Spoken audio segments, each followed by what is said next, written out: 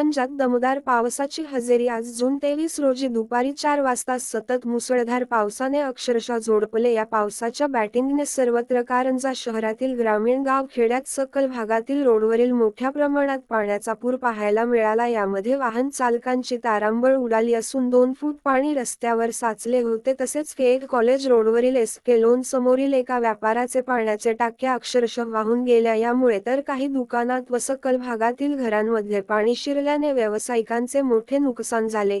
या दमदार पावसाच्या बॅटिंगने व्यावसायिक व रहदारी प्रवासी वर्गांना नाहक त्रास सहन करावा लागला. तसेच शेतीच्या कामाला गती मिळाली. शेतकरी वर्ग सुखावला असे चित्र सर्वत्र पाहायला मिळाले. कारंजा अस्मिता न्यूज करिता महेंद्र गुप्ता, मुख्य संपादक कारंजा लाड.